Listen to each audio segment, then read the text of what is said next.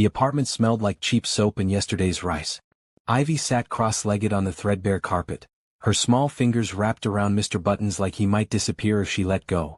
The teddy bear had seen better days, his brown fur patchy where the fabric wore thin, one button eye hanging by a single thread, stuffing peeking through a seam along his belly. But to Ivy he was perfect. She lifted him close to her face, whispering secrets only a 7-year-old could believe mattered. "When I grow up, Mr. Buttons, I'm gonna buy Mommy a big house. With a garden. She always talks about gardens." Her voice dropped lower like sharing something sacred. "And I'll get her paints again. The kind that smell like lemons. Remember when she used to paint?" Mr. Buttons of course said nothing. But Ivy nodded as if he had. "And maybe I'll get a real birthday cake this year. With candles. Lots of them." She paused, her thumb tracing the worn fabric of his ear. "Do you think dreams come true, Mr. Buttons? Like really come true?" From the doorway, Carmen leaned against the frame, watching her daughter with an ache that lived permanently in her chest. Dark circles shadowed her eyes, the kind that came from working 3 jobs and still not having enough. Her hands, raw from factory chemicals and restaurant dish soap, gripped the door frame like it was the only thing keeping her upright. But when Ivy looked up and smiled, Carmen smiled back. Always. No matter how tired. No matter how scared. "Talking to Mr. Buttons again?" Carmen's voice carried warmth that her exhausted body couldn't. Ivy's face lit up. "He's a good listener, Mommy." Carmen crossed the small room, her knees cracking as she lowered herself to the floor beside her daughter. The apartment wasn't much: peeling wallpaper, a kitchen with a stove that only worked on one burner, a bathroom where the faucet dripped no matter how tight you turned it. But it was theirs. For now. The eviction notice hidden in Carmen's purse said even that wouldn't last much longer. "Come here, baby. Let me fix your hair before dinner." Ivy scooted between her mother's knees, still clutching Mr. Buttons. Carmen's fingers worked through the tangles with practiced gentleness, sectioning the dark hair into neat plaits. These moments felt stolen from a life they should have had, quiet, simple, full of love that poverty couldn't quite erase. "Mommy? Oh. Why do you always look so tired?" Carmen's hands paused for just a breath before continuing their work. "How did you explain to a 7-year-old that the world was harder than it should be? That some people started life 10 steps behind and spent every day running just to stay in place?" "I'm not tired, sweetheart. Just thinking." "About what?" "About how lucky I am." Carmen tied off one braid with a rubber band salvaged from the kitchen drawer. "I have the best daughter in the whole world. That makes me pretty rich, don't you think?" Ivy twisted around, her expression serious beyond her years. "We're not rich, Mommy. Stacy at school says her dad is rich. He has 3 cars." "Well, Stacy's dad doesn't have you. So who's really winning?" That pulled a giggle from Ivy, the sound bright enough to push back the gloom that clung to the corners of their small world. Carmen finished the second braid and pressed a kiss to the top of her daughter's head, breathing in the scent of the dollar store shampoo they shared. Dinner was simple: rice with a can of beans split between them, the last can in the cupboard. Carmen gave Ivy the larger portion, pushing most of her own share onto her daughter's plate when Ivy wasn't looking. They ate sitting on the floor because the kitchen table had a broken leg that wouldn't hold weight anymore. But they sang while they ate, some made-up song about bears and gardens and birthday cakes with 100 candles. For 20 minutes the world was good. Then Carmen's phone buzzed. The screen lit up with a text from her factory supervisor. *, need you tonight. Mandatory overtime. No exceptions. *. Carmen's smile faltered. She read the message twice, her jaw tightening. Ivy noticed the shift immediately, the way children always do when their parents' worry becomes too heavy to hide. "What's wrong?" "Nothing, baby." Carmen set the phone face down, but her hand trembled. I have to go to the factory tonight. Late shift." Ivy's face fell. "But you said we could watch the moon together." "I know. I'm sorry." "Can I come with you?" The words tumbled out fast, desperate. "Please? I'll be so quiet. I'll bring Mr. Buttons and sit in the corner and you won't even know I'm there." Carmen's first instinct was no. The factory was no place for a child. Harsh lights, dangerous machinery, men like Victor Lang who saw workers as disposable as the products they made. But the alternative was leaving Ivy alone in this apartment until midnight, and that felt worse. The neighbors were strangers. The building had no security. And Ivy was only 7. She looked at her daughter's pleading eyes and felt something crack inside her chest. "Okay," Carmen whispered.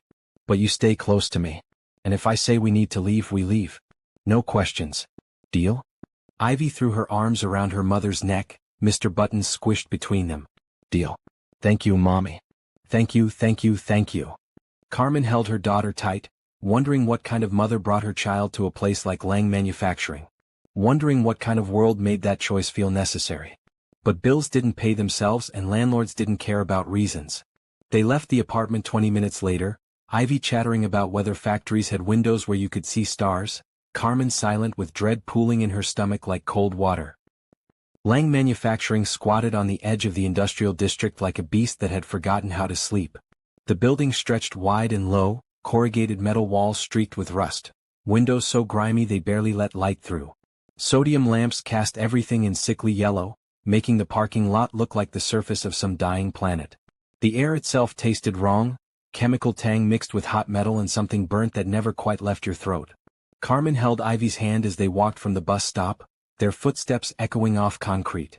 Other workers trickled toward the entrance, heads down, shoulders hunched, moving with the defeated shuffle of people who'd stopped expecting better.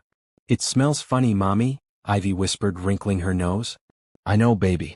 Try to breathe through your mouth. The break room was worse than the outside, fluorescent lights buzzing overhead, one flickering like it couldn't decide whether to live or die. Plastic chairs with cracked seats lined the walls, a vending machine in the corner that had been out of order for 6 months, stains on the floor that no one bothered to clean anymore. Carmen found a spot in the back corner, the one with the least amount of foot traffic, and settled Ivy into a chair. Stay here, okay? Don't wander. I'll be right over there, see? She pointed through the doorway to the factory floor. You can watch me work if you want. But don't leave this room. Ivy nodded, pulling Mr. Buttons into her lap.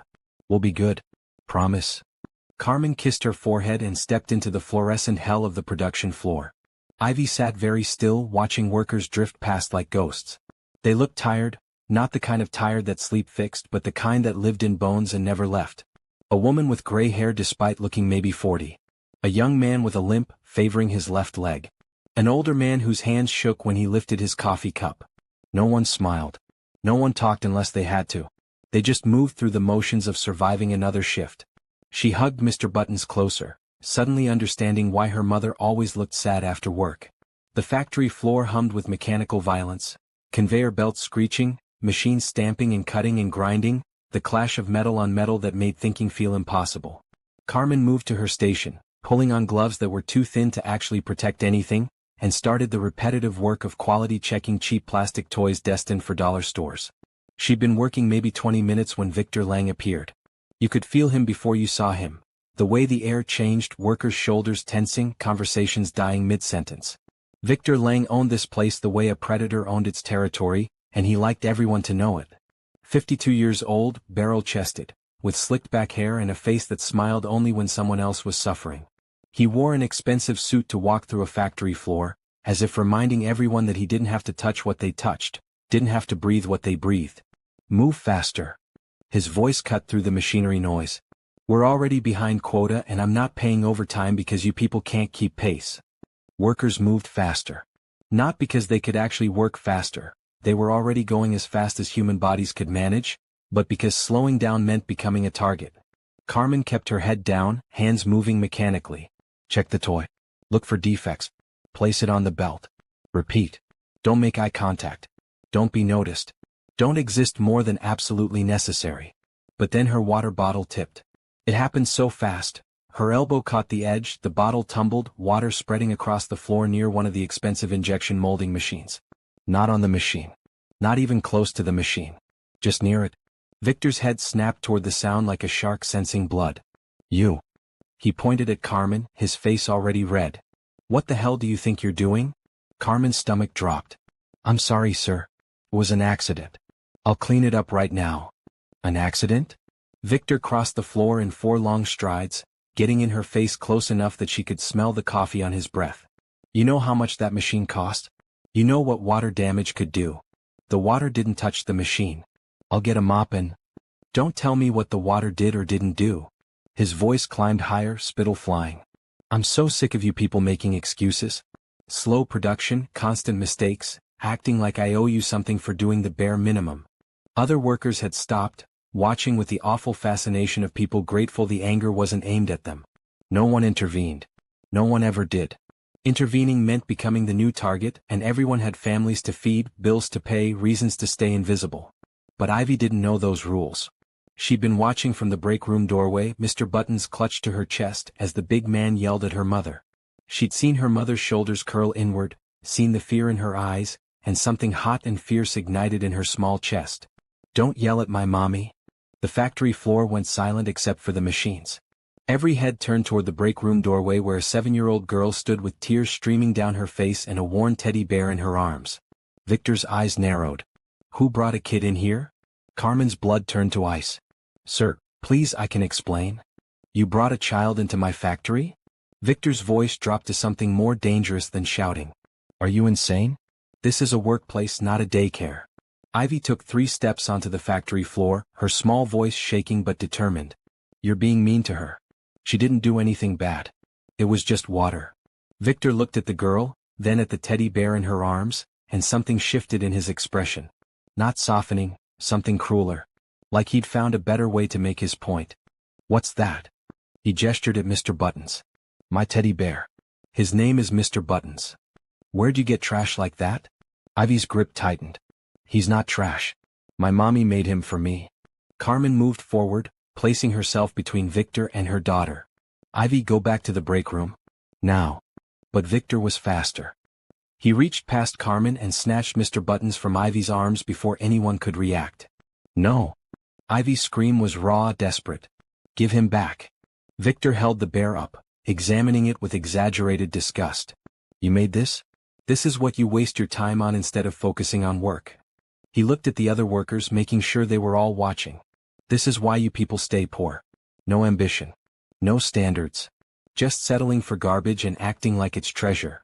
"Please," Carmen's voice cracked. "Give it back to her. She's just a child. A child who needs to learn that nothing in this world is free. That actions have consequences."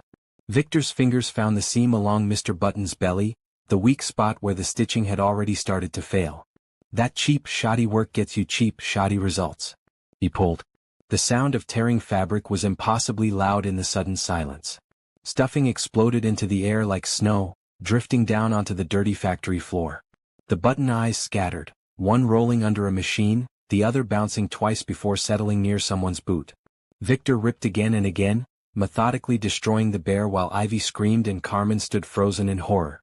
When Victor finished, he dropped the shredded remains at Ivy's feet. "There. Now maybe your mother will focus on her real job instead of making garbage." Ivy dropped to her knees, gathering pieces of Mr. Buttons with shaking hands.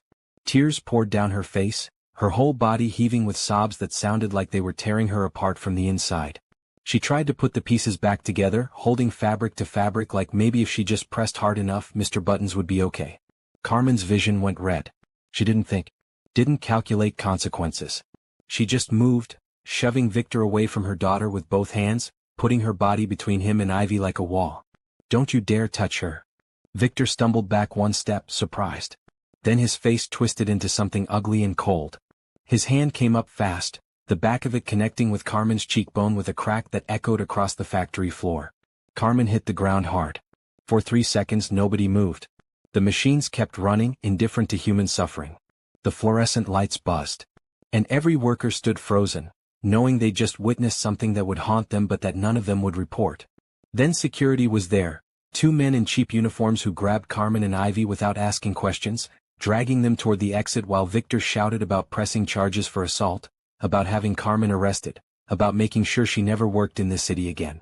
Ivy clutched the torn pieces of Mr. Buttons to her chest, still sobbing as they were thrown out the side door into the parking lot. Carmen's face throbbed where Victor had hit her, blood trickling from her split lip. She tasted copper and shame and rage all mixed together. The door slammed behind them. They sat on the curb under the sodium lights, mother and daughter, surrounded by the ruins of a teddy bear and the wreckage of whatever small stability they'd managed to build. Ivy's sobs had quieted to hiccuping breaths, her face buried against Carmen's shoulder. Carmen held her daughter with trembling arms, whispering apologies that felt too small for the size of what had just been stolen. "I'm so sorry, baby. I'm so sorry." Ivy pulled back, her face blotchy and red, her eyes swollen. She looked up at the factory building, at the grimy windows and rusted walls, and asked the question that had no good answer.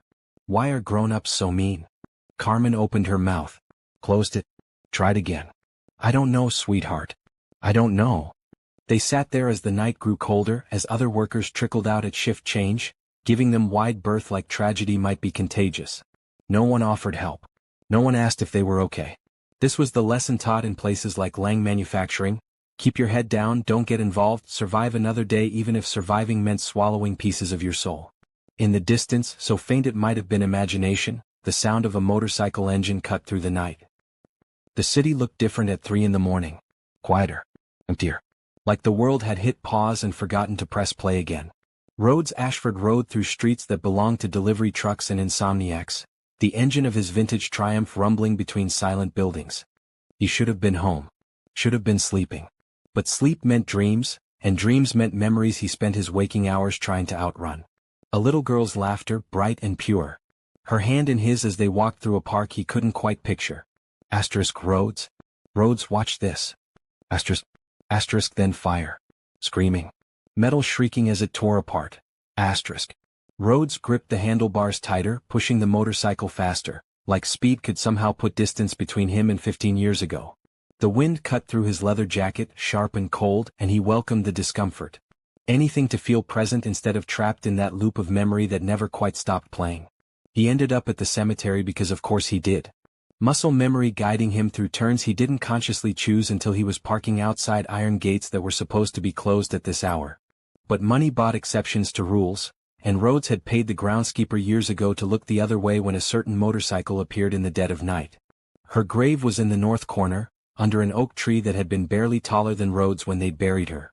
Now it towered overhead, branches reaching toward a sky that never quite got dark in the city.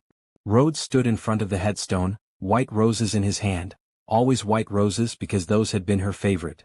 Lily Ashford. Beloved sister. Gone too soon. The dates underneath told the story in numbers too small to capture the weight. Born. Died. 15 years in between. That was all. Rhodes crouched down, laying the roses against the cold marble. His fingers traced her name like he had 1,000 times before, like maybe this time the stone would warm under his touch and she'd appear behind him, laughing at how dramatic he was being. Hey Lily. His voice sounded too loud in the cemetery silence. Sorry I'm late this week. Work got complicated. The stone of course didn't answer. But Rhodes kept talking anyway because stopping meant going home and going home meant being alone with thoughts that grew teeth in the dark. They want me to do this charity gala thing. 4 workplace accident victims. Nina keeps pushing.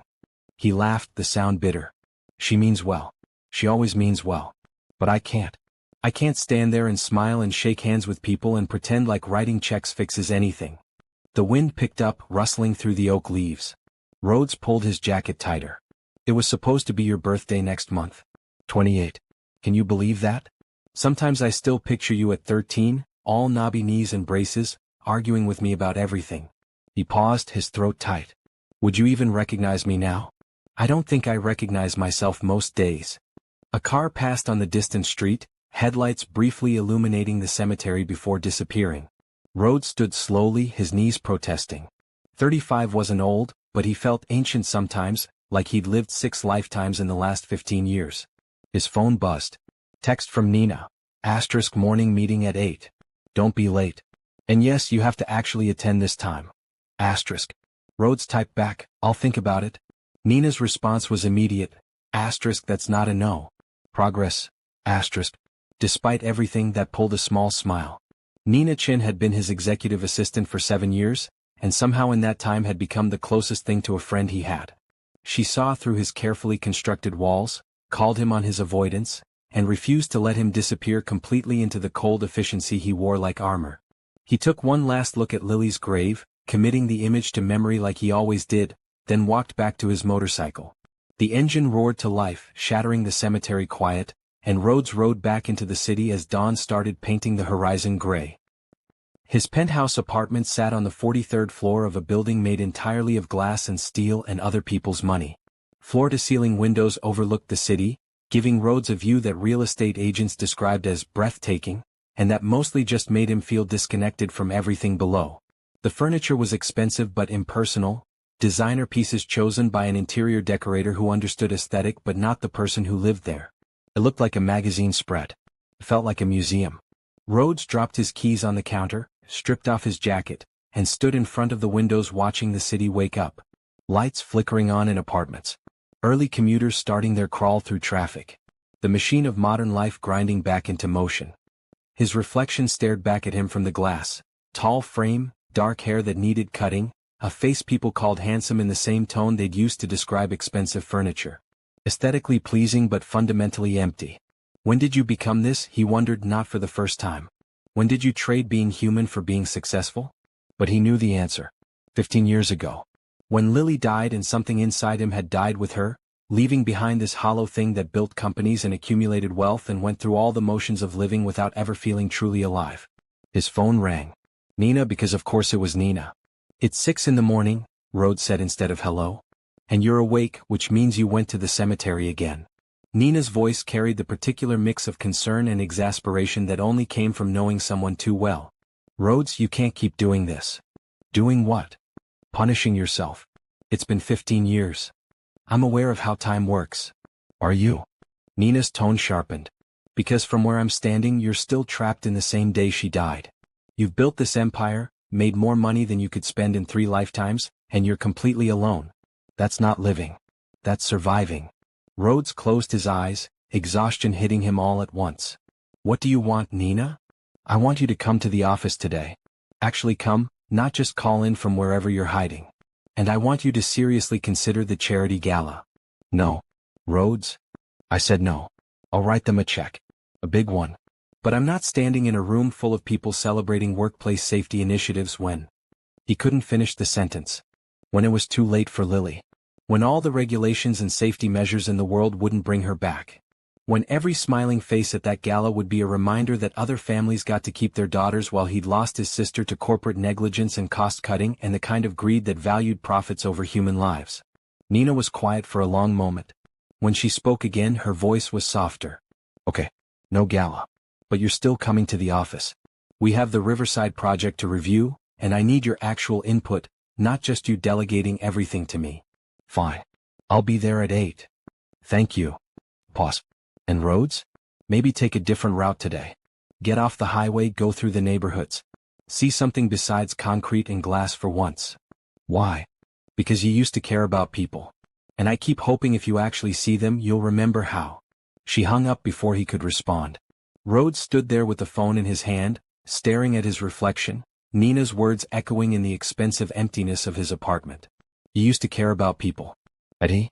It felt so distant now, that version of himself who'd existed before Lily's death. The Rhodes who'd laughed easily, who'd had friends instead of business contacts, who'd looked at the future with something other than grim determination to build walls high enough that loss couldn't reach him again.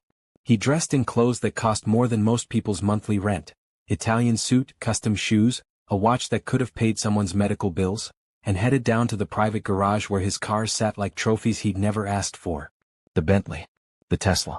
The vintage Corvette he'd bought on impulse and driven maybe twice. But instead of choosing one of those, Rhodes found himself walking past them to the motorcycle.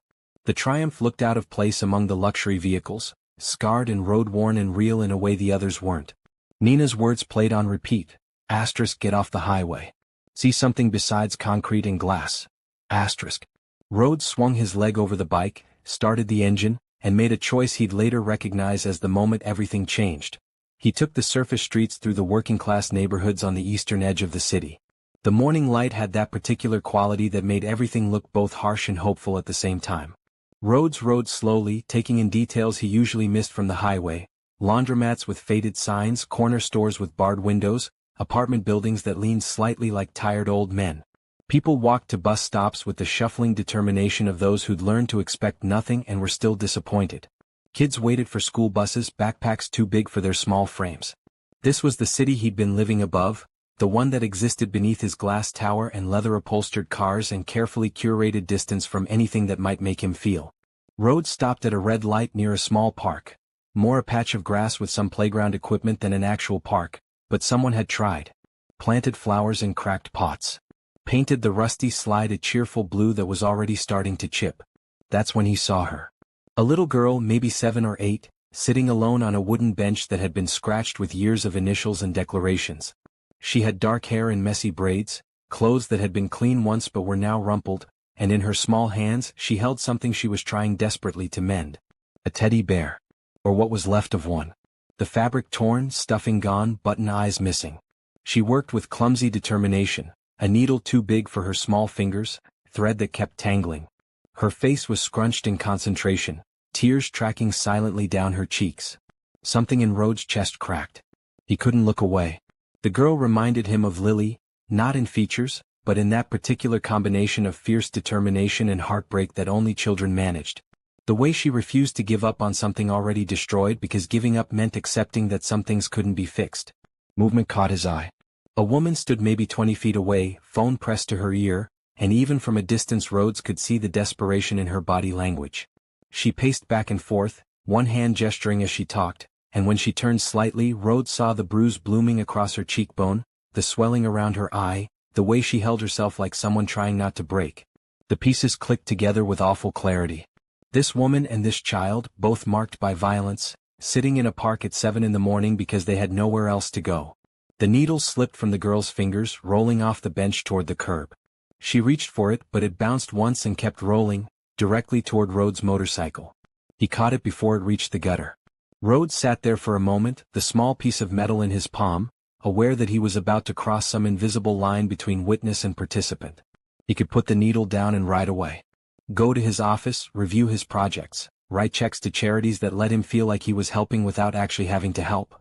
Or he could get off the motorcycle and hand a needle back to a crying child and maybe, for the first time in 15 years, stop running from the parts of the world that hurt to see. Rhodes chose to stop running.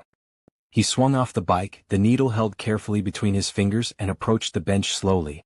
The girl looked up, eyes red and swollen, her small hands still clutching the destroyed bear. "You're pretty good at that," Rhodes said quietly, offering the needle. The girl sniffled, wiping her nose with the back of her hand. "I'm not." "He's still broken." Rhodes crouched down so they were at eye level, his expensive suit touching dirt and dried leaves. Up close, he could see that the girl's clothes were old but clean, mended in multiple places. Someone cared for her, even if they couldn't afford better. His gaze shifted to the woman on the phone, taking in the full extent of the damage to her face. "What happened?" The girl's expression crumpled. Her voice came out small and broken, words tumbling over each other like she'd been holding them back too long. "A bad man broke my toy and hit my mommy at the factory. Nobody helped us. They all just watched and nobody helped." Something cold and sharp settled in Rhodes' gut. He looked at the torn bear, at the girl's devastated face, at the mother trying to beg someone, anyone, for help over the phone, and felt fury unlike anything he'd experienced since the day he'd learned what really happened to Lily. This was what happened when people with power decided some lives mattered less than others. When factory owners cut corners and abused workers and knew they could get away with it because the system was designed to protect men like them. Rhodes had spent 15 years building walls around himself, telling himself that staying removed meant staying safe from more loss. But sitting in a park at 7 in the morning, looking at a crying child clutching the ruins of something she loved, he realized that some walls didn't protect you, they just trapped you in smaller and smaller spaces until you forgot what it felt like to be human. The woman, the girl's mother, had ended her phone call. She stood very still, staring at Rhodes with the particular wariness of someone who'd learned the hard way that rich strangers didn't help people like her without expecting something in return. Then she moved fast, crossing the distance and pulling her daughter away from Rhodes with protective fierceness. "Ivy, what did I say about talking to strangers?" "But mommy, he just gave me back the needle. I dropped it in. I don't care." The woman, Carmen, Rhodes would later learn, positioned herself between Rhodes and her daughter, one hand on Ivy's shoulder, her bruised face set in hard lines. "Stay away from us." Rhodes stood slowly, hands visible, non-threatening. "I'm not here to hurt you. Rich men in expensive suits are always here to hurt people like us. Maybe not with fists, but you hurt people just the same." Carmen's voice shook with exhaustion and anger and something that might have been despair. "Come on, Ivy. We need to go." "Wait." Rhodes reached into his jacket, watching Carmen tense, ready to grab her daughter and run. He pulled out a business card, simple, embossed with just his name and a phone number. "If you ever need help, real help, call this number." Carmen stared at the card like it might bite her. "We don't need charity." "It's not charity." Rhodes met her eyes, seeing the pride there, the fear, the stubborn determination to protect her daughter no matter what it cost. He respected that. Understood it. "It's just an option. If you need one." He held the card out to Ivy instead. The girl took it with small, careful fingers, looking between the card and Rhodes like she was trying to solve a puzzle. "Thank you for getting my needle back," Ivy said quietly. Rhodes nodded once, then walked back to his motorcycle. He could feel Carmen watching him, suspicious and protective and probably already planning to throw the card away as soon as he left. He started the engine, the rumble breaking the morning quiet, and rode away from the park. But he couldn't shake the image of Ivy trying to sew her bare back together, of Carmen's bruised face, of the casual cruelty that had broken a child's toy and thought nothing of it.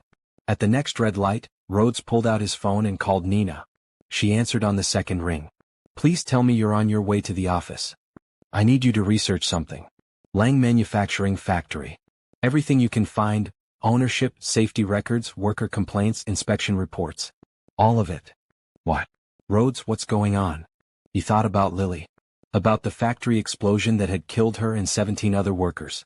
About the investigation that revealed years of safety violations, cost-cutting measures, bribed inspectors. About the way the owners had paid fines and moved on while families buried their dead. He thought about Ivy's question. "Why are grown-ups so mean?" "Because I'm tired of looking the other way," Rhodes said. "Because someone has to actually help instead of just writing checks and feeling good about themselves. Because," his voice cracked slightly, "because Lily would have helped. And I've spent 15 years being the kind of person who wouldn't." Nina was quiet for a long moment. When she spoke, her voice was thick with emotion. "About damn time. I'll have everything by noon." Rhodes ended the call and sat at the red light even after it turned green. Behind him a car honked. He ignored it, staring at the city around him like seeing it for the first time. Some moments changed everything. Was this one of them? The question hung in the air as Rhodes finally accelerated through the intersection, leaving the park behind but carrying Ivy's broken teddy bear and Carmen's bruised face and his own 15 years of running with him into whatever came next. Nina had known Rhodes Ashford for 7 years, and in that time she'd seen him in every version of himself he allowed the world to witness.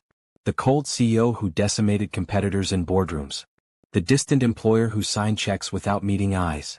The ghost who walked through his own life like he was haunting it rather than living it. But she'd never seen him like this. He stood at the floor-to-ceiling windows of his office 43 stories above the city, holding a folder that trembled in his hands. Not obviously, Rhodes had too much control for that, but Nina noticed the way his knuckles had gone white, the tension in his shoulders, the careful stillness that people adopted when they were afraid any movement might shatter them completely. "Lang Manufacturing," Nina said quietly, settling into one of the leather chairs that cost more than her first car. "You want to tell me why we're suddenly investigating a factory in the industrial district?" Rhodes didn't turn from the window. "You found the records?" "All of them. Took some digging, someone's been working hard to bury the paper trail, but I got everything. Safety violations going back 12 years. OSHA complaints that mysteriously disappeared. Worker injury reports that were never filed with the state. Inspection records that don't match the actual conditions." She paused, watching his reflection in the glass. "And bribes. Lots of bribes. City officials, inspectors, even a few police captains. Victor Lang. Owner and operator. Started as a floor manager at..." Nina stopped, the words dying in her throat as the connection hit her like ice water. "Oh God. Rhodes, he worked at Meridian Industrial." Rhodes' voice came out flat, emotionless, which meant he was feeling everything. "The factory where Lily died. Victor Lang was the floor manager who signed off on bypassing the safety inspection that would have caught the gas leak 3 weeks before the explosion." Nina's hands went cold. She'd helped Rhodes through the aftermath of Lily's death, watched him build walls brick by brick until he'd disappeared behind them entirely. She'd thought those walls were permanent, that the Rhodes who'd laughed and felt things and connected with people was gone forever. But standing here now, watching his reflection in the window as he stared at files that connected his sister's death to a factory owner still hurting people 15 years later, Nina realized those walls hadn't protected him at all. They'd just delayed the reckoning. "He knew," Rhodes said, his voice barely above a whisper. "Victor Lang knew the equipment was faulty. He knew workers had complained. He knew the inspection was overdue. And he told management it could wait another month because shutting down production would cost too much money." "Rhodes? 17 people died that day, Nina. 17. Because one man decided profit mattered more than lives." His hands shook harder now, the folder crinkling. "And after?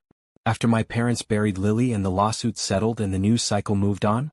Victor Lang got promoted. Took the settlement money from Meridian and opened his own factory, where he's been doing the exact same thing for 15 years. Nina stood slowly, crossing to stand beside him at the window. Below them, the city sprawled in every direction.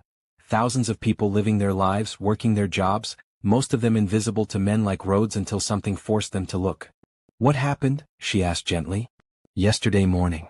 Something happened that made you finally see this." Rhodes closed his eyes. A little girl, maybe 7 years old, sitting in a park trying to sew her teddy bear back together after someone destroyed it. Her mother had a black eye and a split lip. And when I asked what happened, the girl told me a bad man broke her toy and hit her mommy at the factory and nobody helped. Lang Manufacturing. I didn't know that until you pulled the records. But I knew, his voice cracked. I knew what it looked like when powerful men hurt people and got away with it. I recognized it because I've spent 15 years seeing it everywhere and doing nothing. Nina put her hand on his arm, feeling him tremble. You couldn't have stopped what happened to Lily. You were barely 20 yourself. But I could have stopped this. Years ago.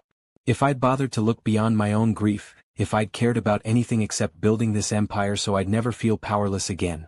Rhodes opened his eyes, and Nina saw tears there for the first time since Lily's funeral. That little girl was crying over a destroyed toy while I have more money than I'll ever spend. Her mother was beaten for standing up to her boss while I've never had to answer to anyone. They're losing everything while I have everything and feel nothing. That's not true. Isn't it? Rhodes finally turned to face her, and the rawness in his expression made Nina's chest ache. When's the last time I actually felt something, Nina? When's the last time I cared about anyone or anything that wasn't part of some business strategy? I've spent 15 years turning myself into exactly the kind of man who could walk past suffering and justify it as not my problem. Nina held his gaze, seeing the breakdown happening in real time, the walls crumbling, and she made a choice. So what are you going to do about it? Rhodes looked down at the folder in his hands. Pages of evidence, testimonies, violations, a pattern of abuse and negligence that stretched back over a decade. Then he looked at Nina, and for the first time in years she saw the person he used to be before grief had buried him alive. I'm going to that factory, Rhodes said, his voice steady despite the tears on his face. And I'm bringing everything down. The eviction notice was printed on yellow paper, as if making it bright and cheerful would somehow soften the message that Carmen and Ivy had 14 days to vacate the premises or be forcibly removed by the sheriff's department. Carmen sat on the floor of their apartment, former apartment now, she supposed, with the notice in her lap and the weight of failure crushing her chest until breathing felt like work she wasn't sure she could keep doing. 2 weeks. They had 2 weeks to find somewhere else to live with no job, no references, and a blacklist that made sure every application she submitted went straight into the trash. She tried 11 jobs in the past week. Restaurant work, retail, cleaning services, anything that would take someone without a college degree and desperate enough to work any hours. 9 hadn't even called her back. 2 had started the interview process before making calls to check her references, and then suddenly the position was filled. Sorry, good luck elsewhere. Victor Lang had made sure she'd never work in this city again. Ivy sat at the small table, quietly coloring in a workbook they'd gotten from the library, because new crayons and coloring books cost money they didn't have. She'd been so good the past week, not asking for things, not complaining when dinner was rice again, not mentioning that her shoes were getting too small and her toes pressed against the front uncomfortably. Carmen watched her daughter trace careful lines inside a picture of a garden, and felt something crack inside her chest. Mommy? Ivy's voice was small, careful, like she was afraid the question itself might cause damage.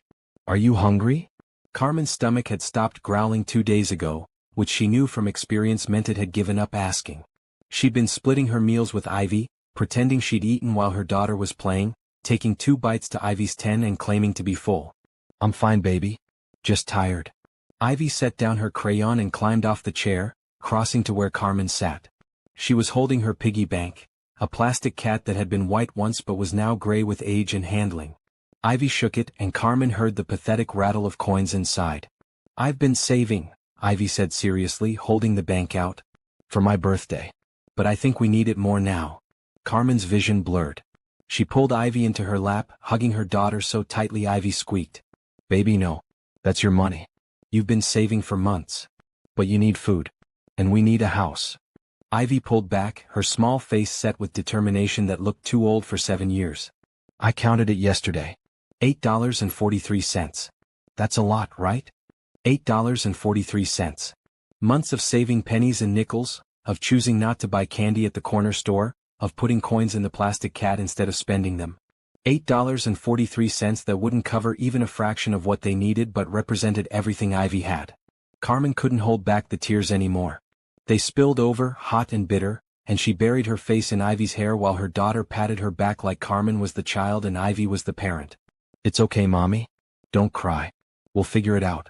We always figure it out." But they didn't always figure it out. Sometimes there was no figuring it out. Sometimes the world just kept taking and taking until there was nothing left but the choice between bad options and worse ones. The knock on the door made them both jump. Carmen wiped her eyes quickly, setting Ivy aside and standing on shaky legs. Maybe it was the landlord, come to tell them they didn't even have 2 weeks. Maybe it was bill collectors. Maybe it was just a neighbor, but Carmen's hands still trembled as she opened the door. The building supervisor stood there looking uncomfortable, holding another envelope. "This just came for you. Certified mail." Carmen took it with numb fingers, signed the form, closed the door. She stared at the envelope, official, legal-looking, the kind that never contained good news, and something in her just gave up. She couldn't open it. Couldn't face whatever new disaster waited inside. She set it on the counter and slid down the wall to sit on the floor again. Ivy appeared beside her, the business card in her small hand. The one the rich man on the motorcycle had given her a week ago. Carmen had meant to throw it away a dozen times, but Ivy kept finding it, kept putting it somewhere safe like she knew they might need it. "Mommy, what if we called him? Baby, we've talked about this. We don't need charity. But what if he's different?" Ivy's eyes were huge, desperate. "What if he really wants to help? You always tell me some people are good. What if he's one of the good ones?"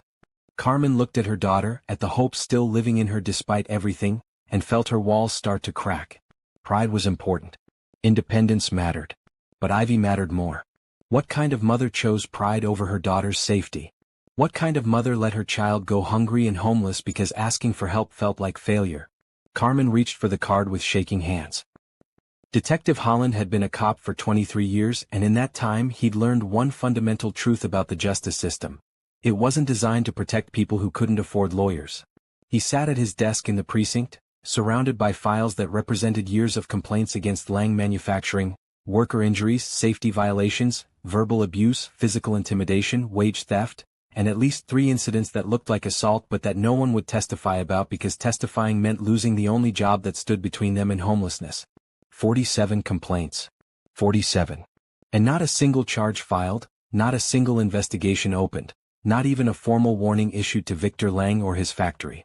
"You still working on that?" Holland's partner, Detective Reeves, dropped into the chair across from him, coffee in hand and judgment on his face. "Cap told you to let it go. Cap can tell me whatever he wants.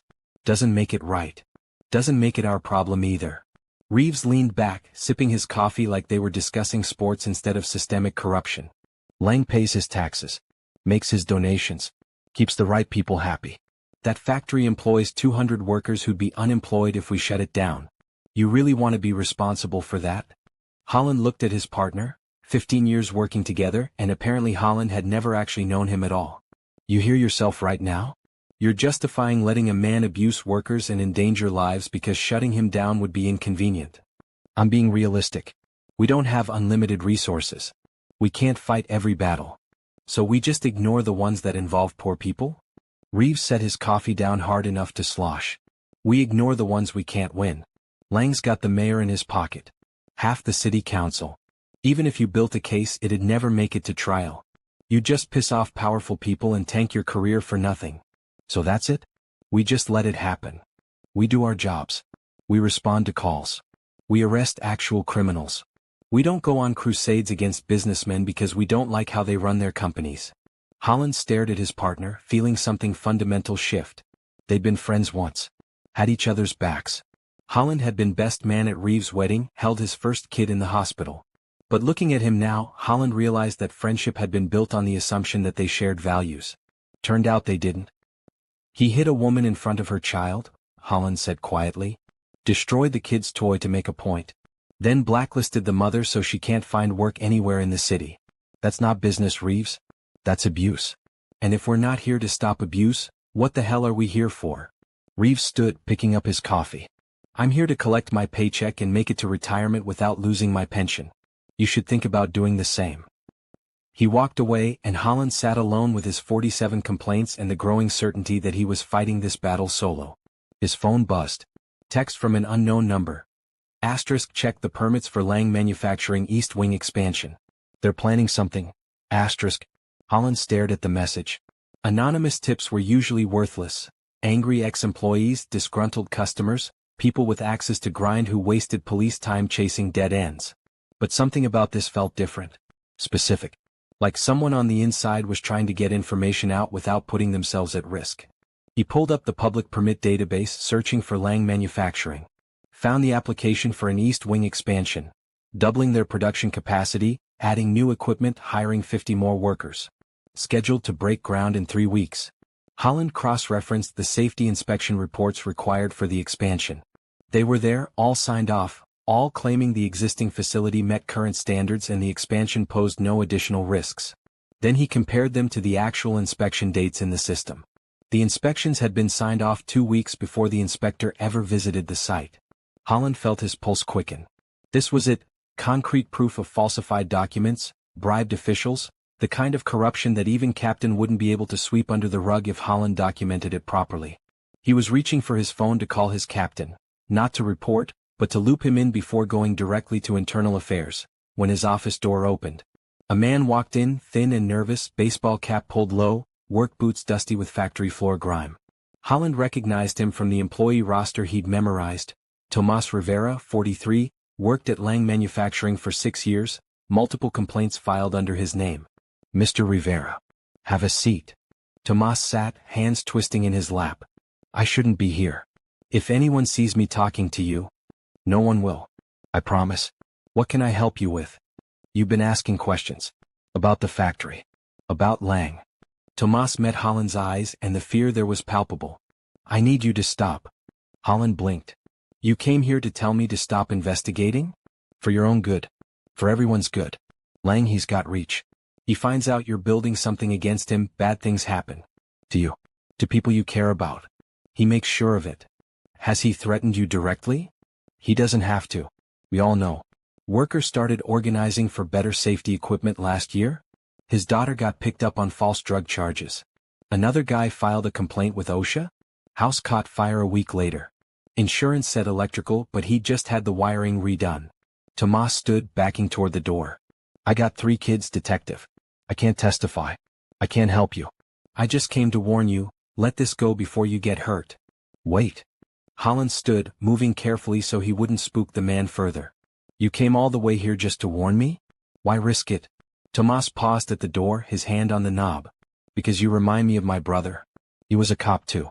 Good one. Tried to fight corruption in his precinct. He met Holland's eyes. They found him in his car. Made it look like suicide. Everyone knew it wasn't, but nobody could prove it. He left before Holland could respond. The office felt colder suddenly, the files on his desk heavier. Holland looked at the 47 complaints, the anonymous tip about the permits, the growing evidence that Victor Lang was running his factory like a criminal enterprise rather than a legitimate business. And he thought about Tomas Rivera's brother, dead in his car, another good cop who tried to do the right thing and paid for it. Holland picked up his phone. Not to call internal affairs. Not to call his captain. He called the one person he knew who had both the resources and the moral backbone to actually do something about this. It rang 3 times before a woman answered. Holland?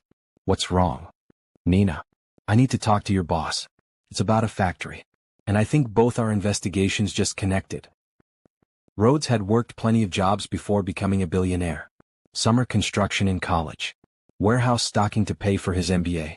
Even a brief stint as a janitor when money got tight. He understood physical labor, respected it, knew that working with your hands didn't make you less valuable than working with your brain. But he'd never experienced anything like Lang Manufacturing. The disguise was Nina's idea. Old jeans, a worn jacket, a baseball cap that shadowed his face. He'd grown stubble over the past week, cut his hair shorter, and stood differently, shoulders hunched, eyes down, moving with the defeated shuffle of someone who'd learned not to draw attention. The factory hired day laborers every Monday morning, standing outside the gates at dawn and picking whoever looked desperate enough to work for minimum wage without asking questions about safety or benefits. Rhodes stood in that line with 40 other men, most of them immigrants, all of them exhausted before the day even started. A supervisor walked the line, pointing. You. You. You. Not you, too old. You. You. The selection was arbitrary, cruel, reducing human beings to interchangeable parts in a machine that would chew them up and spit them out. The supervisor pointed at Rhodes. You. Ever worked a factory floor? Yeah. Few years back. Then work fast, keep your mouth shut, don't complain. 12-hour shift. Lunch is 30 minutes. Bathroom breaks on your own time. Mess up, you're gone. Rhodes nodded and followed the selected workers through the gates into hell. The factory floor was worse than he'd imagined. Machinery screaming at decibels that made ears ring even through the cheap earplugs they were given. Heat pouring off the equipment until sweat soaked through shirts in minutes. The air thick with chemical smells that burned the throat and made eyes water. Safety guards removed from machines because they slowed production. Exposed wiring. Slick floors. Emergency exits blocked by supply crates. Every OSHA violation Rhodes had read about in Nina's reports was visible within the first 5 minutes. And these were just the obvious ones. He was assigned to a packaging line, standing in one spot for 12 hours, reaching into a bin of hot plastic components, checking them for defects, placing them in boxes. Simple, repetitive, mind-numbing work that destroyed shoulders and backs and spirits. The woman working next to him had gray hair despite looking maybe 35. First day. Yeah. You. 6 years. She didn't look up from her work, hands moving automatically. Pro tip: don't ask questions, don't make eye contact with supervisors, and if you get hurt, don't report it. They'll fire you and hire someone else before your shift ends. Rhodes watched her work, noticed the scars on her hands, the way she favored her right side like old injuries had never healed properly. You ever think about leaving? Every day. But I got 2 kids and a mother with dementia. This job's awful, but it's a job. Can't afford to lose it. Around them, other workers operated in similar quiet desperation. A young man with a limp who couldn't be older than 20. An elderly man who should have retired years ago but clearly couldn't afford to. A woman with a fresh bruise on her arm who flinched every time a supervisor walked past. These weren't statistics in a report. They were people, with families and dreams and no options except to endure abuse because the alternative was homelessness and hunger. Rhodes worked through the morning, his expensive education and billionaire status meaning nothing on a factory floor where all that mattered was how fast your hands moved. His back ached. His shoulders burned. His throat was raw from the chemical air. And this was one shift. These people did this every day for years with no escape in sight. The young man working across from Rhodes, barely 19 with nervous eyes and scarred hands, reached into his bin too fast. The machinery caught his fingers. His scream cut through even the noise of the factory floor. Blood sprayed. The kid yanked his hand back, 2 fingers mangled, bone visible through torn flesh. He stumbled backward, cradling his hand, shock turning his face gray. Rhodes moved toward him instinctively, but the supervisor got there first. What the hell did you do? The supervisor grabbed the kid by the arm, shaking him. You just cost me 20 minutes of production. I need a hospital. You need to pay attention. This is your fault. You're too slow, too careless, and now you're fired. Rhodes felt rage like fire in his chest. He needs medical attention. The supervisor turned, seeing Rhodes for the first time. Who asked you? Get back to work or you're fired too. He could lose those fingers if he doesn't get help now. Not my problem. Not the company's problem. He signed a waiver accepting all responsibility for workplace injuries. We owe him nothing. The supervisor turned back to the kid who was swaying on his feet, clearly going into shock. Get off the floor. You're done.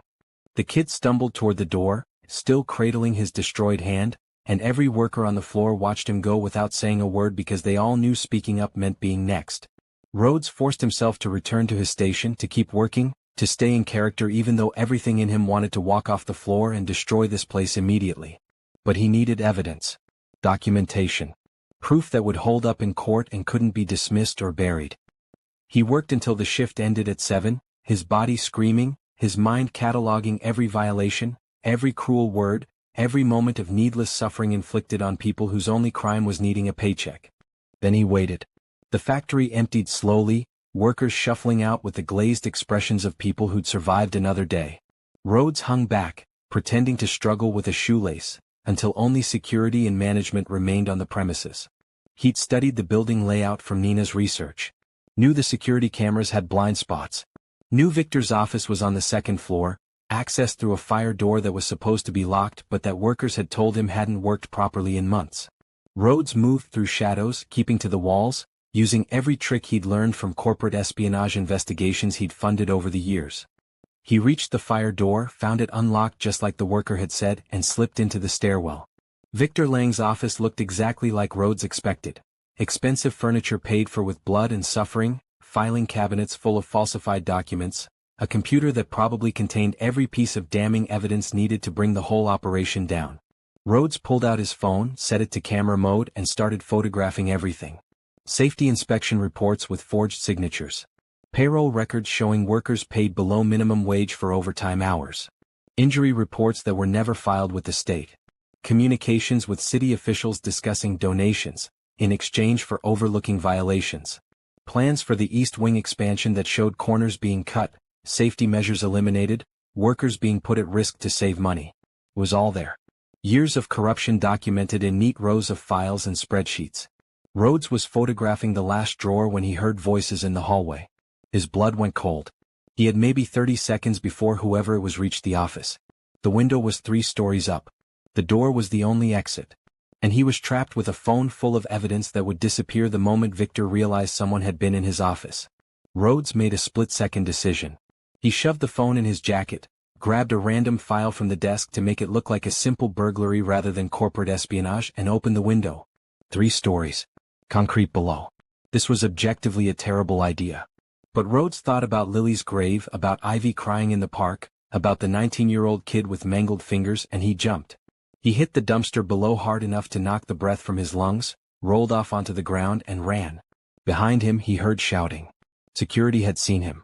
But Rhodes had a head start, and he ran like his life depended on it through back alleys and side streets until the sounds of pursuit faded. He stopped in an empty parking lot 6 blocks away, bent double, gasping for breath. His phone was miraculously intact. The photos were all there. Evidence enough to bury Victor Lang 10 times over. Rhodes pulled out his phone to call Nina, and saw 17 missed calls from her. He hit redial. She answered immediately. "Where the hell have you been? I've been trying to reach you for hours." "Working undercover at the factory. Nina, I got everything. Photos, documents, proof of." "Rhodes, listen to me." The little girl called. Rhodes' heart stopped. "What?" "Ivy. The girl from the park. She's at a homeless shelter with her mother. They lost their apartment. They need help. Rhodes, they need help now." He was already running for his motorcycle before Nina finished the sentence. The shelter smelled like industrial cleaner trying to mask desperation and failing.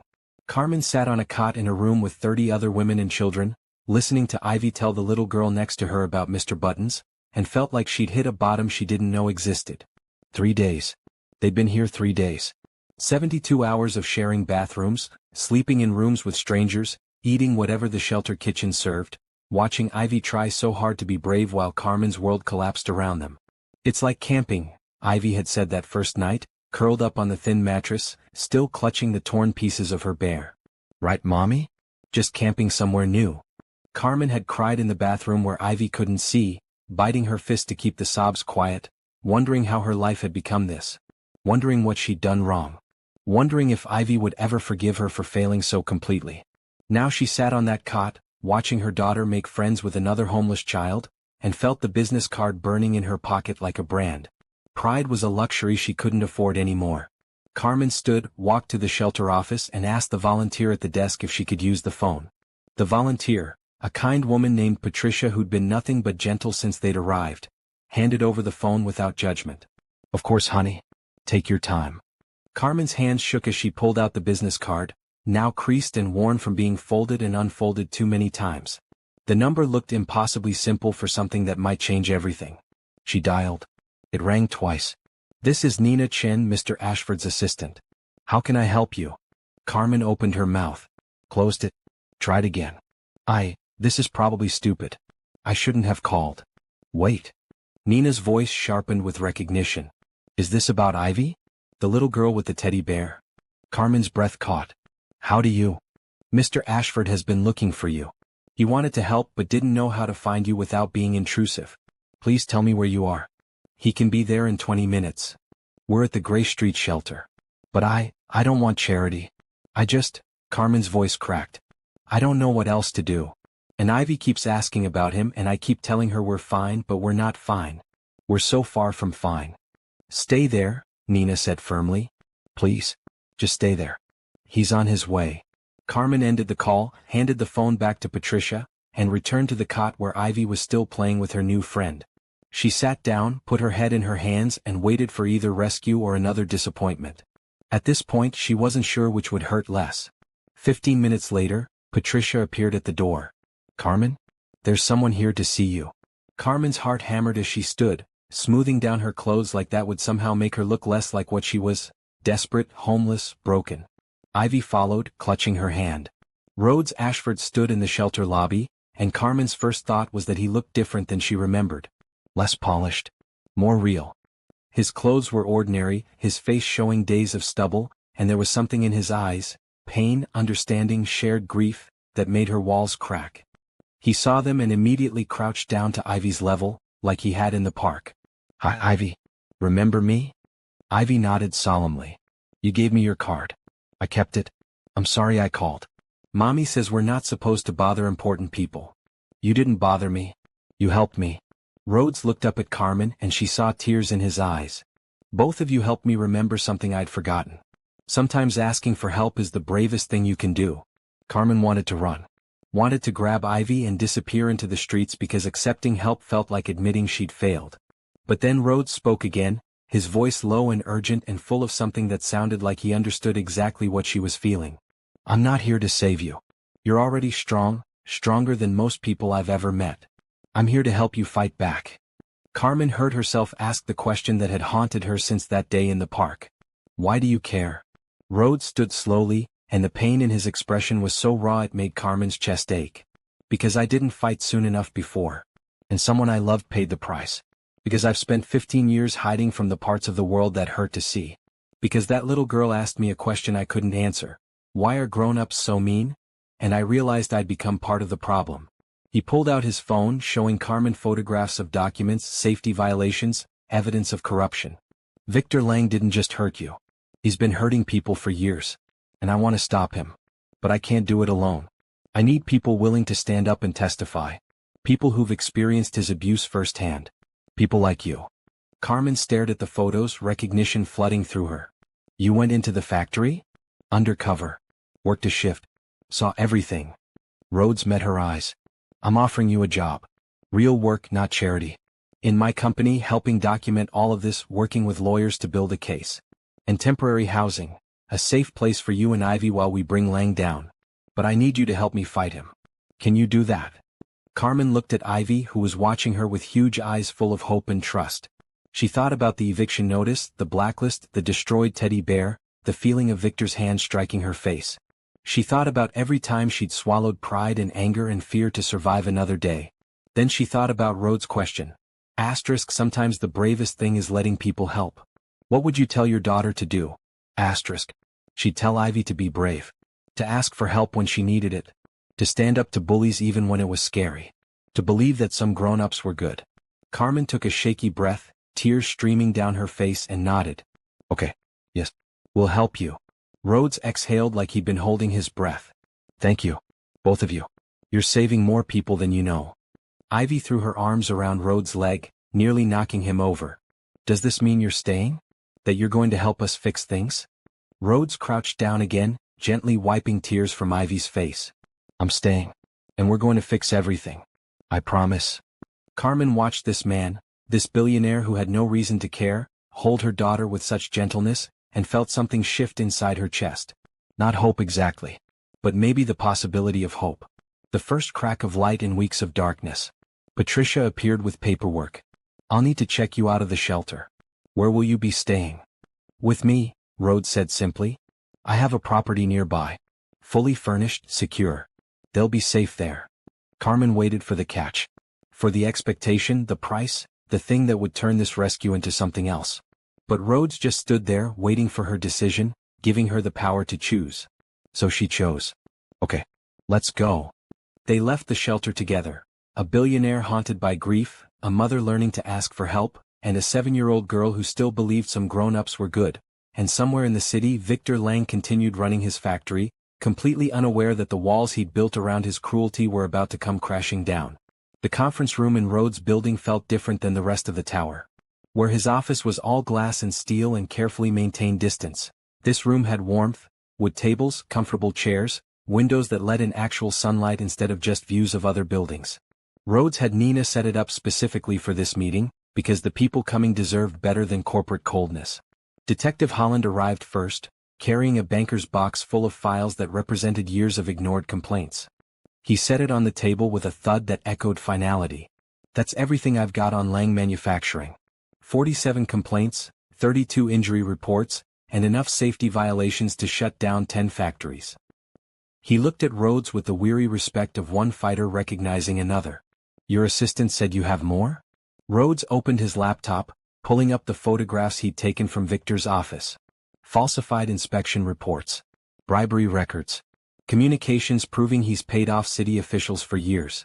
Plus testimony from workers who experienced the abuse firsthand. Holland leaned forward, studying the images, and something like hope crossed his face. This is good. This is really good. With this and Carmen's testimony, I can't testify. Everyone turned. Carmen stood in the doorway, Ivy beside her, looking smaller than Rhodes remembered despite the week of regular meals and safe sleep. Her hands twisted together, that familiar gesture of someone expecting rejection. What do you mean you can't? Nina asked gently. Carmen stepped into the room and Rhodes saw the fear in her eyes, not of Victor Lang but of her own inadequacy. I'm nobody. A factory worker who got fired for causing trouble. Victor's lawyers will tear me apart. They'll make me look like I'm just angry about losing my job, that I'm making things up for revenge or money or... Stop. Rhodes stood, crossing to her. Carmen, look at me. You're not nobody. You're the person who stood up to a bully when everyone else was too afraid. You pushed Victor Lang away from your daughter knowing he could hurt you. That's not nothing. That's everything. But in court you'll tell the truth. And the truth is powerful. Rhodes gestured to the files on the table. We have documentation. We have witnesses. But we need someone with the courage to stand up and say this happened to me and it was wrong. Someone who'll make a jury see that these aren't just numbers in a report. They're people. Families. Children. Carmen's eyes filled with tears. What if I mess it up? What if I say the wrong thing and Victor goes free and hurts more people because I wasn't good enough? Then we'll be right there with you. Detective Holland stood, his voice firm. I've been fighting this fight alone for 2 years. Having someone willing to stand up and testify? That changes everything. You won't be alone in that courtroom. I promise you that. Ivy tugged on her mother's hand. Mommy, remember what you told me? When I was scared about the new school. You said being brave doesn't mean you're not scared. It means you're scared but you do it anyway. Carmen looked down at her daughter, then at the people around the table. Rhodes, Nina, Holland, all of them looking at her like she was the key to everything. And maybe she was. Maybe that was the point. Not that she was special or remarkable, but that she was willing to stand when standing felt impossible. Okay, Carmen whispered. Okay. I'll testify. The room exhaled collectively. Nina pulled out her phone. I'm calling our lawyer. And I know an investigative journalist at the Tribune who's been looking for a story like this. With your permission, Carmen, I'd like to connect you with her. A journalist? Carmen's voice wavered. Someone who can tell your story properly. Put pressure on the system to actually do something. Nina's expression softened. But only if you're comfortable. No pressure. Carmen nodded slowly. If it helps other workers. Yes. Let's do it. Over the next week, the case built momentum in a way that felt like watching a dam break. Nina connected Carmen with the journalist, a woman named Keiko Tanaka who'd built a career exposing corporate corruption. Keiko interviewed Carmen for 6 hours, recording every detail of her experience at Lang Manufacturing with a fury that told Carmen she wasn't alone in her anger. The article ran on the Tribune's front page, Factory of Horrors, Inside Lang Manufacturing's Culture of Abuse. Within 24 hours, Rhodes' office was flooded with calls from other workers, people who'd been too afraid to come forward alone but who found courage in Carmen's example. They came in quietly, nervously, carrying years of suppressed trauma and fear. A woman named Beatrice who'd lost hearing in one ear from constant machinery noise. A man named Kwame whose back was permanently damaged from lifting without proper equipment. A young mother named Sophia who'd been sexually harassed by supervisors who knew she couldn't afford to quit. Carmen met with each of them and Rhodes watched her transform. The hesitant, frightened woman who'd refused his help in the park became someone else entirely. Someone who listened with fierce attention, who held hands and promised they weren't alone anymore, who looked people in the eyes and told them their suffering mattered. "You're good at this," Rhodes told her one evening after the last worker had left. They stood in the conference room, surrounded by testimonies and evidence, building something that might actually change things. Carmen looked surprised. "At what?" "Leading. Making people feel seen. That's a rare gift, Carmen. Don't minimize it." She ducked her head, but Rhodes saw the small smile. "I just know what it feels like to be invisible. To think nobody cares. I don't want anyone else to feel that way."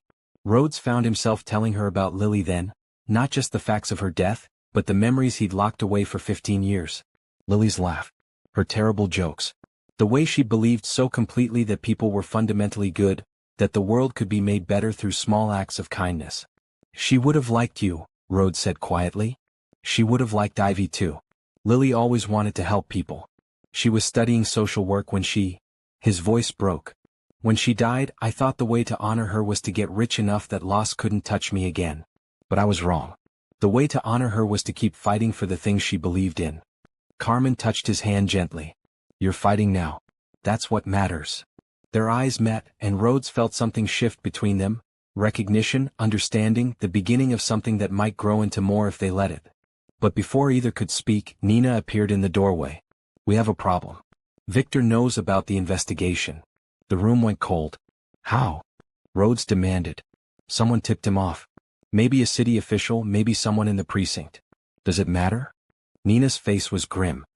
"He started intimidating witnesses. Beatrice called, someone followed her home from work. Kwame got a threatening voicemail. And Sophia?" She paused. "Sophia withdrew her testimony. Said she can't risk it." Rhodes felt fury and helplessness collide in his chest. "We need protection for everyone who's come forward. Private security, safe houses if necessary. I don't care what it costs." "Already arranging it," Nina said. "But Rhodes, there's more." Victor made calls to his lawyers. "Big firms, the kind that defend corporate criminals and win. He's preparing for war." Carmen's face had gone white. "Maybe I should." "No." Rhodes turned to her. "Don't even think about backing down. That's exactly what he wants. We stand together or we lose everything." But standing together was harder when Victor Lang decided to make things personal. Carmen woke to the sound of breaking glass. Her first instinct was Ivy, protect Ivy, get to Ivy, keep her safe above everything else. She bolted from bed in the apartment Rhodes had provided them, running barefoot across the floor toward Ivy's room. The apartment was nice, nicer than anywhere Carmen had ever lived. 2 bedrooms, a real kitchen, windows that locked properly, a building with security. Rhodes had insisted, and for once Carmen hadn't argued because Ivy deserved safety. But safety was an illusion when men like Victor Lang existed. She burst into Ivy's room and found her daughter sitting up in bed, eyes wide with fear. Carmen grabbed her, pulling her close. "Mommy, I heard." "Shoo, stay quiet." Footsteps in the living room. Heavy boots. Multiple people. Carmen's blood turned to ice as she realized they'd broken in, gotten past security somehow, and were here for reasons that couldn't be good. She pulled out her phone with shaking hands, texting Rhodes, "Someone's here. Help, asterisk." Then she heard a voice she recognized. One of Victor's supervisors from the factory, the one who'd dragged them out that night. "We know you're here. Boss just wants to talk. Nothing bad's gonna happen if you cooperate." Cooperate? Like that had ever meant anything good. Carmen looked around Ivy's room for anything she could use as a weapon. A lamp. A chair. Nothing that would help against multiple grown men with bad intentions. The bedroom door burst open. Carmen screamed, putting herself between the men and Ivy, ready to fight with bare hands if necessary. But before the first man could reach them, there was a crash from the hallway, shouting, the sound of bodies hitting walls. Rhodes' security team had arrived. It was over in seconds. The intruders subdued, police called, Carmen and Ivy shaking but unharmed. Rhodes arrived 10 minutes later, still in pajama pants and a jacket thrown over bare chest, looking more terrified than Carmen had ever seen him. He fell to his knees in front of them, checking them over with hands that trembled. "Are you okay? Did they hurt you? I swear to God if they..." "We're fine," Carmen managed. "Scared but fine." Rhodes pulled them both into a hug and Carmen felt him shaking. "I'm so sorry. I thought the security would be enough. I should have." "You saved us," Carmen interrupted. "You and your team. We're okay because of you." But they both knew how close it had been. How easily things could have gone differently. The police took statements. The intruders were arrested. Detective Holland arrived personally, fury written across his face as he documented everything. But underneath the relief, Carmen felt something new growing, not just fear but determination. Victor Lang had tried to silence her with violence, and all he'd done was make her angrier. After everyone left, Rhodes insisted Carmen and Ivy stay in his penthouse for the night. Carmen started to argue, pride pushing back against dependence, but then Ivy asked if they could please stay and Carmen couldn't say no to that. The penthouse was everything Carmen expected: expensive, beautiful, and somehow still lonely despite its luxury. Rhodes set them up in the guest room, brought extra blankets, made sure they had everything they needed with an attention to detail that spoke of genuine care rather than obligation. Carmen tucked Ivy into bed, singing softly until her daughter's breathing evened out into sleep. Then she found Rhodes standing at the windows overlooking the city, phone pressed to his ear, his voice low and furious. "I don't care what it costs, Nina. I want the best security money can buy for every witness who's testified. Round-the-clock protection. Safe houses. Whatever they need. Pause. And get me Victor Lang's phone number. I'm calling him personally." Carmen's stomach dropped. "Rhodes, don't." He turned, and the expression on his face was something between rage and grief. "He sent men to hurt you. To hurt Ivy. I'm not letting that go. But if you confront him, then he'll know he can't intimidate us into silence. That's the point, Carmen. Men like Victor think they can do whatever they want because no one ever stands up to them. It's time someone did." Nina texted the number. Rhodes dialed without hesitation. It rang 3 times before Victor answered, his voice smug and unbothered. "Mr. Ashford.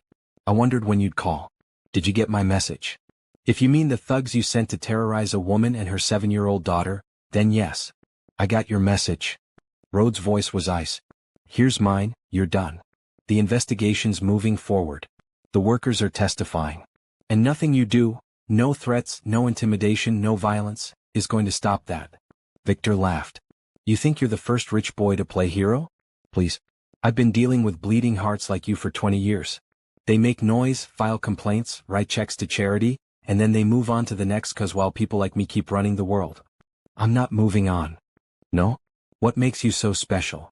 Rhodes' jaw clenched, and when he spoke, his voice carried 15 years of suppressed grief. "Because you killed my sister." Silence on the other end. Then Victor's voice, colder now. "Excuse me? Lily Ashford. Meridian Industrial. 15 years ago. You were the floor manager who signed off on skipping the safety inspection that would have caught the gas leak. 17 people died, including my 13-year-old sister, because you decided maintenance could wait." More silence. Then, impossibly, Victor laughed. "That's what this is about? Ancient history? Kid, that was just business. Sometimes accidents happen. It's unfortunate, but it's not personal." Rhodes' hand gripped the phone so hard Carmen thought it might shatter. "Not personal? You took my sister from me. You've spent 15 years hurting people the same way you hurt her. And you call that business? What else would you call it? I provide jobs. I keep factories running. I make the hard decisions that let people like you buy your fancy toys without thinking about how they're made. You want to be mad at someone? Be mad at a system that requires men like me. I'm just playing by the rules. Then the rules need to change. And I'm going to make sure they do, starting with you." Victor's voice dropped, losing all pretense of civility. "You're making a mistake, Ashford. I've got more friends in this city than you can imagine. Judges, politicians, cops. You bring this to trial and I'll bury you. I'll destroy your reputation, your company, everything you've built. And when I'm done with you, I'll make sure every person who testified against me pays for it." Rhodes looked at Carmen, at the determination in her eyes despite the fear, and made a choice. "Try it. But here's what you don't understand, Victor. I'm not afraid of you. I spent 15 years being afraid, of pain, of loss, of caring about anything enough that losing it would hurt. And you know what? That fear turned me into someone I despised. Someone who looked away while people suffered. Someone who chose wealth over humanity." He paused and Carmen saw tears on his face. "But I'm not that person anymore. Because a 7-year-old girl asked me why grown-ups are so mean, and I realized I didn't have an answer. So here's your warning. Back off. Leave Carmen alone. Leave the witnesses alone. Or I will dedicate every resource I have, every connection, every dollar, to making sure you spend the rest of your life in prison where you belong." Brave words from a man who's never fought a real battle. "Then watch me learn." Rhodes ended the call and stood there shaking, phone still in his hand, years of suppressed emotion finally breaking free. Carmen crossed to him without thinking, putting her arms around him while he broke down, grief for Lily, rage at Victor, fear for what came next all pouring out at once. I almost went there tonight, Rhodes said into her shoulder. To the factory. I was going to confront him. Make him pay. Nina talked me down, said I'd just make things worse, but I wanted to hurt him the way he's hurt so many people. But you didn't. Carmen pulled back to look at him. You chose the harder path. The right path. From the doorway, Ivy's small voice cut through the moment. My mommy says bad people are scared people. He's scared of you. They both turned. Ivy stood there in borrowed pajamas too big for her frame, Mr. Button's torn pieces clutched to her chest, looking at Rhodes with the simple wisdom that children sometimes had. What makes you say that, sweetheart? Rhodes asked, kneeling to her level. Because if he wasn't scared, he wouldn't be so mean. Bullies are always scared. That's why they hurt people, so they don't have to be scared alone. Ivy stepped closer, putting her small hand on Rhodes' knee. But you're not scared anymore. So he's alone with his scared feelings, and that makes him do more bad things. But he's still gonna lose because you have us. And we're not alone. Rhodes stared at this 7-year-old girl who'd lost her toy in her home and should have lost her faith in people, but somehow hadn't. And he realized she was right. Victor was desperate, lashing out because the walls were closing in. The threats weren't strength, they were panic. You're right, Rhodes said softly. Thank you for reminding me. He stood, pulling out his phone again, this time calling Holland. It's Rhodes. Victor just threatened me and every witness. I recorded the conversation. And I'm done waiting. How fast can you get that warrant for the factory inspection? Holland's voice came through sharp and eager. Judge owes me a favor. I can have it by morning. Why? Because Victor's going to destroy evidence tonight. He's panicking, getting sloppy. If we move now, we might catch him in the act. That's a big if, Rhodes. And if we're wrong. We're not wrong. I know how desperate men think. He's going to try to eliminate anything that could convict him. So let's be there when he does. Carmen grabbed his arm. Rhodes, if Victor's at the factory and you show up, then Detective Holland and his team will arrest him.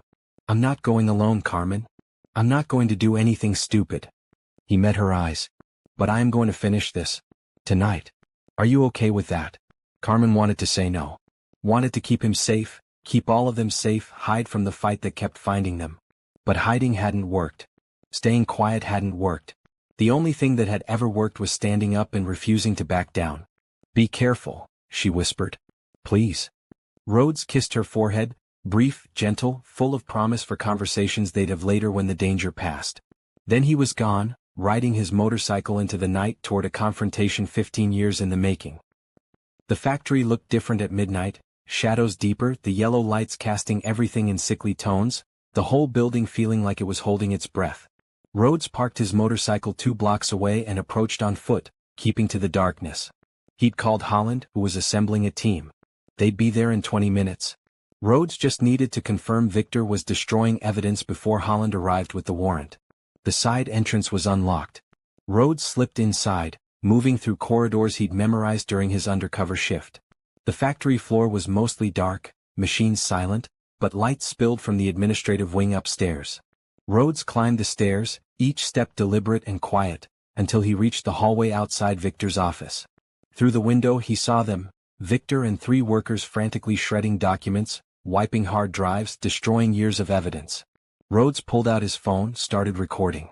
Got clear footage of Victor directing the destruction, of falsified reports being fed into industrial shredders, of computer towers being opened and hard drives removed. Then Victor looked up and saw him. You, Victor snarled, pointing. Get him. Rhodes ran. The hallway became a chase scene, Rhodes barely ahead of Victor's men, his dress shoes slipping on polished floors, his breath coming hard. He reached the factory floor, dodging between machinery, using the equipment as obstacles. One of Victor's men grabbed his jacket. Rhodes twisted, throwing an elbow that connected with ribs and broke free. He'd taken self-defense classes after Lily died, paranoia disguised as practicality, and muscle memory kicked in now. Another man lunged. Rhodes ducked, swept his leg, sent him crashing into a conveyor belt. The third man was smarter, circling, waiting for an opening. Stop running, Ashford. You're just making this worse. Rhodes found himself backed against a wall, 3 men closing in, Victor watching from the office above like a king surveying his kingdom. And Rhodes realized this was it, The moment where he either fought or submitted, where his choice would define everything that came after. He chose to fight. The first man rushed him. Rhodes sidestepped, using momentum to slam him into the wall. The second came from the side. Rhodes blocked, countered, felt his knuckles split against jaw. The third grabbed him from behind, arms wrapped around his chest. Rhodes threw his head back, felt cartilage crunch, and the grip loosened. Then sirens. Red and blue lights flooding through the grimy windows. Detective Holland's voice over a megaphone. "This is the police. Come out with your hands up." Victor appeared at the railing, face purple with rage. "You called the cops? You think they'll help you? I own half the department." Rhodes looked up at him, bloodied and exhausted and finally free of the fear that had controlled him for 15 years. "Maybe you did. But not anymore. It's over, Victor." Holland burst through the doors with 6 officers, weapons drawn. "Victor Lang, you're under arrest for destruction of evidence, assault, witness intimidation. You can't prove anything. I'll have the best lawyers money can buy. I'll walk and then nothing," Holland interrupted, pulling out cuffs. "Because Mr. Ashford here recorded everything. Your workers destroying evidence. You directing them. All of it. Plus we have the cloud backups of everything you tried to destroy tonight. You're done." They cuffed Victor while he screamed about lawyers and connections and how this was all a mistake. But his voice faded as they led him away, and Rhodes stood alone on the factory floor where his sister had died 15 years ago. He felt her presence then. Not supernatural, just memory and love and the version of him that she'd believed existed beneath all the walls and wealth. Rhodes closed his eyes, whispering words he'd needed to say for 15 years. "I did it, Lily. I fought back. You can rest now. We both can." The factory fell silent around him, machines that had hurt so many people finally still. And Rhodes walked out into the night air, breathing freely for the first time since he was 20 years old. The news broke like a tidal wave. Billionaire takes down factory owner. Rhodes Ashford leads investigation that exposes years of abuse. The Tribune ran Keiko's follow-up story, this time with Rhodes' involvement front and center. Other outlets picked it up. Local news, then national, then international coverage of the factory owner who terrorized workers for 15 years finally facing justice. Victor Lang's arrest triggered investigations into every official he'd bribed, every inspection he'd falsified, every corner he'd cut. The city government scrambled to distance itself from the scandal. Heads rolled. Reform bills were proposed. And slowly, painfully, the system started to shift.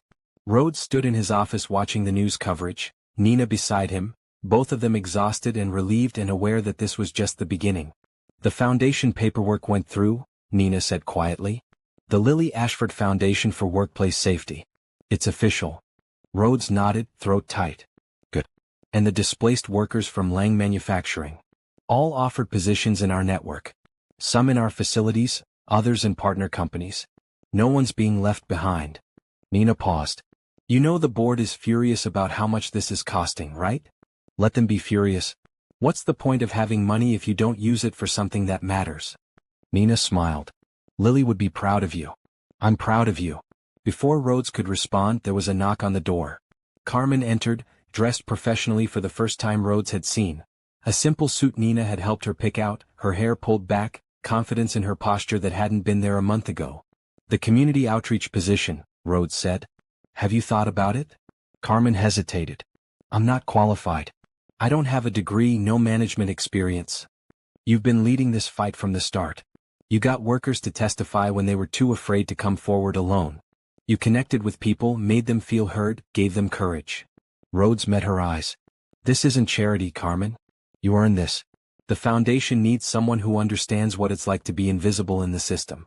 Someone who'll fight for workers because she was one. That's you." Carmen's eyes filled with tears. "I'm scared I'll mess it up." "Then you'll mess it up and learn and get better. That's how it works. But I don't think you will." Rhodes pulled out a contract already prepared. "The position is yours if you want it. Real salary, benefits, the chance to help people the way you were helped. What do you say?" Carmen took the contract with shaking hands, reading through terms that included healthcare, retirement, childcare assistance, things she'd never had access to before. When she looked up, tears were streaming down her face. "Yes. God, yes. Thank you." Ivy burst into the office then, running past Nina to throw herself at Rhodes and Carmen both. "Does this mean we get to stay? That we don't have to leave?" Rhodes crouched down, smiling at this little girl who'd changed everything. It means you're not going anywhere. You're part of this now. All of it. Even you? Ivy asked, looking at Rhodes with hope that made his chest ache. Especially me. Over the next 6 months, life reorganized itself into something none of them had expected but all of them needed. The Foundation's first community center opened in the neighborhood where Lang Manufacturing had stood. The factory demolished, the land reclaimed, transformed into a space for workers' rights education, job training, childcare services, and community support. Carmen ran it with fierce dedication, discovering leadership skills she'd never known she possessed. Workers came to her with problems and she solved them or found people who could. She built coalitions, organized protests against other unsafe factories, became a voice for the voiceless in a way that reminded Rhodes daily why he'd started this fight. Ivy thrived in her new school, making friends, bringing home artwork and stories and laughter that filled whatever space she occupied. She still carried Mr. Buttons everywhere, but now he was whole again, restored by a professional toy artist Rhodes had flown in from across the country. The bear had been carefully cleaned, restuffed, his button eyes replaced with new ones that sparkled like the originals never had.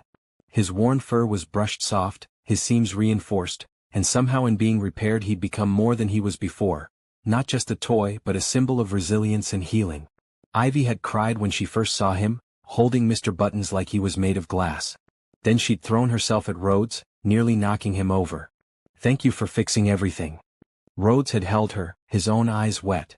"You fixed me too, kid. Don't forget that." They'd celebrated with an adventure Rhodes never would have imagined 6 months earlier, teaching Ivy to ride a small motorcycle in the park where they'd first met. Carmen had been nervous, hovering, making Rhodes promise to go slowly and keep Ivy safe. But watching Ivy's face light up as the bike moved, hearing her delighted laughter, seeing Carmen's worry transform into joy, that was worth everything. Rhodes and Carmen had grown closer slowly, carefully, both of them navigating the complicated space between gratitude and attraction and the genuine connection growing beneath it all. They had dinner sometimes, just the two of them, while Ivy stayed with Nina. They talked late into the night about dreams and fears and the future neither had thought possible 6 months ago. One evening, standing in the completed community center with paint still drying on the walls and chairs being arranged for tomorrow's grand opening, Rhodes found the courage to ask a question he'd been holding onto for weeks. "Carmen." She turned, smiling, and Rhodes' heart did something complicated in his chest. "Would you have dinner with me? Not as your employer. Not as Ivy's friend. Just as me. And you. Two people who might want to see where this goes." Carmen's smile widened. "Took you long enough to ask. Is that a yes?" "That's definitely a yes." They stood there grinning at each other like teenagers until Ivy's voice cut through the moment. "Are you guys gonna kiss? Because if you are, I want to see." They both laughed, the moment breaking into something lighter but no less meaningful. Rhodes ruffled Ivy's hair while Carmen blushed, and the future stretched out before them uncertain but finally hopeful. The grand opening of the Lily Ashford Community Center drew hundreds of people. Workers, families, local officials who suddenly wanted to be seen supporting reform. News cameras recorded everything, documenting this moment of transformation. Carmen stood at the podium, looking out at the crowd, and felt terror and determination in equal measure. Public speaking had never been her strength. But this mattered too much to let fear win. 6 months ago I was homeless, she began, her voice shaking but steady. I'd been fired for standing up to abuse at a factory. My daughter and I had nothing, no job, no home, no hope. I thought that was the end of our story. She paused, finding Rhodes in the crowd, then Ivy beside him. But it wasn't the end. It was the beginning. Because someone chose to help. Not with empty gestures or meaningless charity, but with real support and the belief that we deserved better. And that changed everything. The crowd was silent, listening. This center exists because of that choice. Because Rhodes Ashford decided that profit wasn't more important than people. That convenience wasn't more important than justice. That looking away wasn't acceptable when he had the power to help. But it also exists because workers stood up. Because we refused to stay silent. Because we believed we deserved dignity even when the system told us we didn't. Carmen's voice grew stronger. This is just the beginning. There are more factories like Lang Manufacturing. More workers being abused. More families struggling because powerful people prioritize money over humanity. But now we have a place to organize. To support each other. To fight back. And we will fight back. Together. The crowd erupted in applause. Carmen stepped down from the podium, overwhelmed, and Rhodes was there to steady her. "You were incredible," he said quietly. "I was terrified. Bravery isn't the absence of fear. It's being terrified and doing it anyway. Someone wise told me that recently. Carmen laughed, leaning into him, and felt something settle in her chest. Not happiness exactly, but the possibility of it. The foundation for building it. Ivy ran up, dragging another child behind her. Mommy? This is my friend Taylor. Can she come over sometime? Please? Carmen looked at her daughter, happy, safe, dreaming about playdates instead of survival, and felt tears prick her eyes. Of course, baby. Anytime. As the day wound down and the crowds dispersed, Ivy found herself standing in the center's main room, looking at a mural painted on the wall. Workers standing together, hands raised, faces determined. The artist had included a little girl in the front holding a teddy bear, and Ivy knew that was her. She turned to the camera that had been following them all day, and spoke directly to whoever might be watching. My mommy says when bad things happen you can make something good. She says it's not easy and sometimes it's really hard, but it's always worth trying. Ivy hugged Mr. Buttons closer. Do you believe that? She paused as if waiting for an answer from the people watching screens in distant homes, facing their own struggles, wondering if change was possible. If you do, tell us in the comments. And if you want to see what happens next, you know what to do. The camera panned out, showing Rhodes and Carmen standing together in the doorway, their hands intertwined, watching Ivy with expressions of love and hope and determination. The future was uncertain, it always would be. But they'd face it together, this makeshift family built from broken pieces, and that made all the difference. The screen faded to black and text appeared. This is just the beginning of their story.